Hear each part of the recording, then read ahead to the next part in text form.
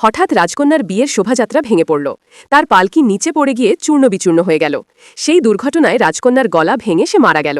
কিন্তু আশ্চর্যের বিষয়, পরের দিনই রাজকন্যা আবার জেগে উঠল। পাগলাটে রাজকন্যা আবার সেই পালকিতে বসল। এবার তার পালকিটা নরম কম্বল দিয়ে মুড়ে দেওয়া হলো, যাতে আর কোনো বিপদ না ঘটে।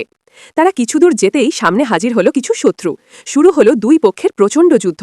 সেই যুদ্ধে রাজকন্যার পালকি আবার পড়ে গেল, আর সে পালকির নিচে চাপা পড়ে মারা গেল। কিন্তু রাজপুত্র একটুও চিন্তা করল না, কারণ সে জানত রাজকন্যা আবার পরদিন জীবিত হয়ে উঠবে। সত্যি, পরের দিন ঠিক তাই হলো। রাজকন্যা আবার সাজগোজ করে বিয়ের প্রস্তুতি নিল। এবার পালকিটা আরও শক্ত করে বানানো হলো। রাজপুত্র ভাবল এইবার আর কোনো বিপদ হবে না। শান্তভাবে সে মন্দিরের দিকে যাত্রা করল। কিন্তু হঠাৎ নামাজ পড়ার সময় সে পিছলে পড়ে গেল আর আবার মারা গেল। পরের দিন ফুলে যাওয়া মুখ নিয়ে সে আবার জেগে উঠল। তাড়াহুড়ো করে সে আবার মন্দিরে গেল। এবার সবাই খুব সাবধানে তার নামকরণ করল। সবকিছু ঠিকঠাকই চলছিল। ঠিক তখনই মন্দিরের দরজার কাছে এক ছেলেটি পিছলে গেল। তার হাতে থাকা জ্বলন্ত ধূপকাঠি রাজকন্যার গলায় পড়ে গেল। আর তখন থেকেই সে রাজকন্যার স্বামী নয়, তার ঈশ্বর হয়ে গেল। পরের দিন সে আরও সাবধানে আগুনের ওপর দিয়ে হাঁটল, কিন্তু এবার তার মাথার ওপর থেকে এক সাইনবোর্ড পড়ে গেল, আর সে আবার মারা গেল। সকালে মাথা ব্যথা নিয়ে সে আবার জেগে উঠল। এবার সে বোর্ড পড়ার আগেই থেমে অপেক্ষা করল। বোর্ডটা পড়ে গেলে সে সামনে এগিয়ে গেল। সামনে কিছু মেয়ে ফুল দিয়ে তাকে স্বাগত জানালো, কিন্তু সে ফুলে ভীষণ অ্যালার্জিক ছিল, তাই সে আবার মারা গেল। পরের দিন ফুলে যাওয়া মুখ নিয়ে সে আবার জেগে উঠল। আগুন, বোর্ড সবই যেন আবার তার ওপর পড়ল।